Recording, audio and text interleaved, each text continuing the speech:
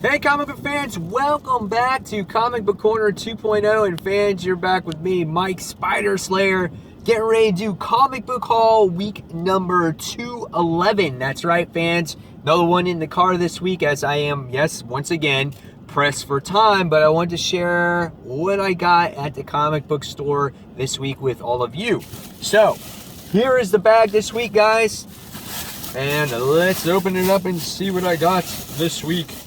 Alright, so first things first, gotta be careful so we don't ruin anything. Bag is on the chair, seat, whatever you want to call it. Alright, first things first, I wound up getting bags and boards, which is always important to protect your comics. Wound up getting a few Batman vs. Superman bookmarkers, which always need those. And now we'll get to our comic books. So first thing I got this week was Superman Wonder Woman issue number 27, as this looks like it is the conclusion to the Savage Dawn series. Superman winds up getting his powers back. He's teaming up with Wonder Woman once again at full strength. How does he prevail against Vandal Savage? I don't know, we'll see, but it's good to see Superman at least have his powers back, not wearing that t-shirt anymore and those jeans. I mean, those things can get quite smelly, and how many of those things did he actually own? So, this is Superman Wonder Woman issue number 27. Alright, next we wound up getting the Astonishing Ant Man issue number 6. I was really on the fence about this one, but I have a feeling that this story is actually leading up to Cassie here and her maybe possibly being a villain. At the end of the last issue, you see her filling out an application for that hench application, or that hench app. And could she become a villain in this issue? I don't know. And could she actually fight her dad? We'll find out. So I am anxiously awaiting this and seeing if it will be good. So this is the Astonishing Ant Man issue number 6. Next is a book that I wasn't even going to get. I actually really didn't know it was coming out until I talked about it on the Comic Frontline live show last night. And this was Deviation's Transformers one-shot. And I heard that it was about Optimus Prime. And not only is it about Optimus Prime, but it's based off of the cartoon movie that took place in 1985. And this is a what-if comic book. This is where Optimus Prime never died. So this takes place literally after the fight with Megatron, in that he did not die. Totally looking forward to this. This is probably like one of my most highly anticipated books of the week now, for a book that I never was going to pick up. However, the only downfall that I can see from it right off the bat is that it's $5. But when you open it up, the artwork is absolutely gorgeous. It looks just like the cartoon. I mean, this is going to be bringing me back to 1985, guys. So this is Transformers Deviations one-shot. All right, next we have all new X-Men issue number 6, as we get to see the continuation of this story with X-23 doing battle against the Blob. We had Angel sitting there going, I think I want to break up with you because I can't take that you're a headstrong character and you're gonna kill yourself. Boo, boo, boo. So Angel's all emotional. It's a good book. I like the book. Dennis Hopeless is doing a nice job at trying to flesh out the characters, getting the reader to know these characters. So this is all new X-Men issue number 6. Alright, next goes to Captain Marvel, issue number 3. This book is pretty good. I like the first issue a lot better than the second issue. However, it was left you for an intriguing ending, as Miss Marvel was cut up, beat up, and it looked like she was dying at the end of the issue. So what happens? I don't know. We'll see. This is Captain Marvel, issue number 3. That all rhymed. That was pretty cool. Alright. So next we have Extraordinary X-Men issue number 8.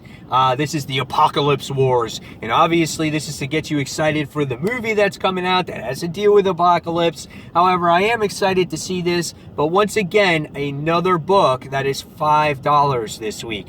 We are pushing the threshold with these prices, guys, and hopefully this will go back down to that $4 mark, but I'm sure this is just the introduction to the story, so that's why they charged you that price point. So this is Extraordinary X-Men issue number 8. Next is a new number 1, and this is the International Iron Man number 1, also written by Brian Michael Bendis, as he writes the main Iron Man story as well.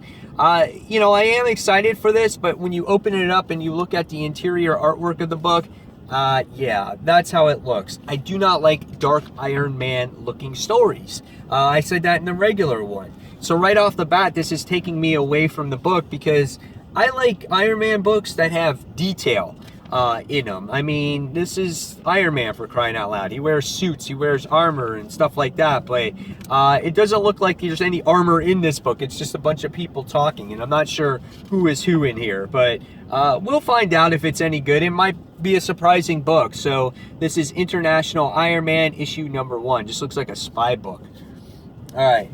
Next, we have probably the most sexiest cover of the week, and that's Poison Ivy, Cycle of Life and Death. There you got Poison Ivy looking over some dead person with her plant babies behind her. What the hell are these plant babies anyway? I have no idea what's going on in this series. Like, it's weird. A plant gave birth to these babies that have animal DNA, where it's just mammal DNA, and plant DNA, and now you got Poison Ivy, who has got kids.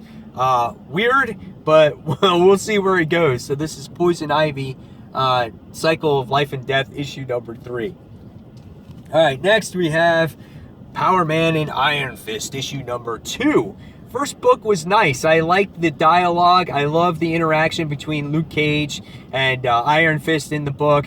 I thought it was great how the office manager set them up to get this medallion from Tombstone, and then she wound up giving it to her boss as well. So they're trying to take him out, and it looks like eventually these two are going to get back together and be an official team once again.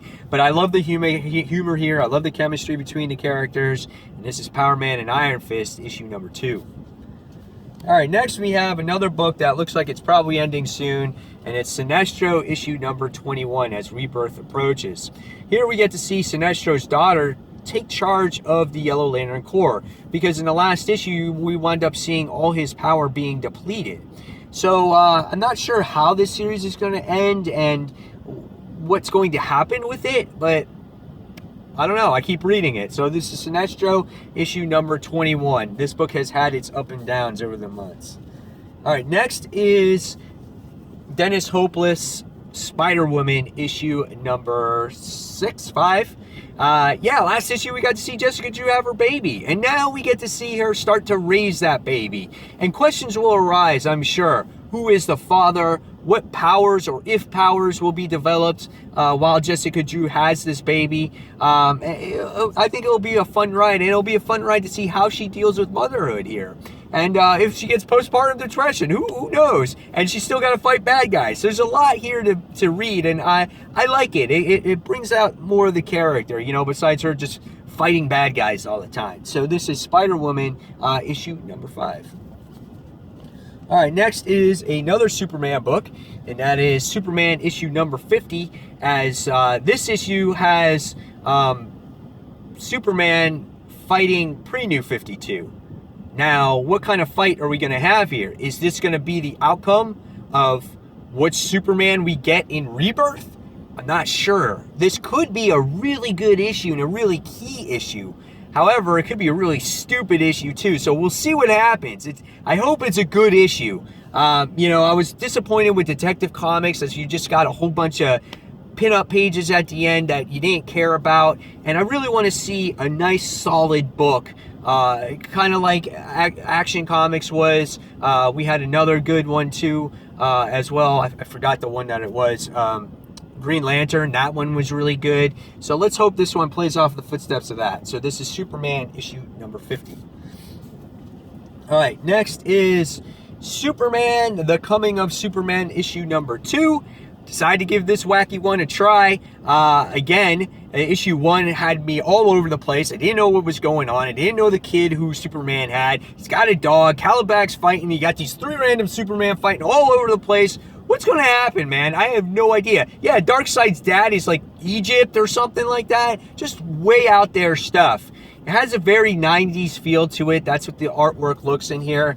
We can open it up and we can see, you know, crazy facial expressions in there. We get to see those different Superman, crazy fight scenes. It does remind you of a 90s type of book, heavy on the inks. So we'll see where this one goes, and hopefully it gets better. So this is The Coming of the Superman, issue number 2. All right.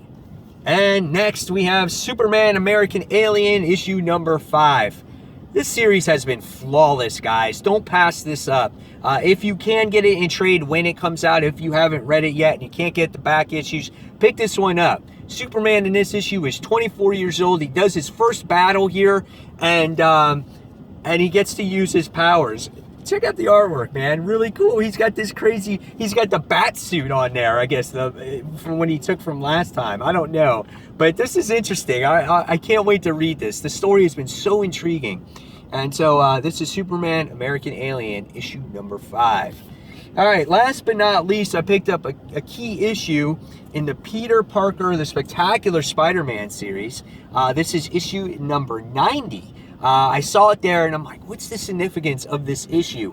And I found out that this is the first time that you see the black suit in this particular series. So this book has some decent value to it, and I'm happy to add it to my collection.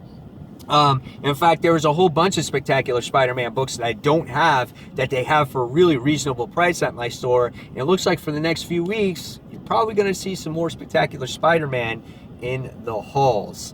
So there you have it, guys. There is the comic book haul for the week.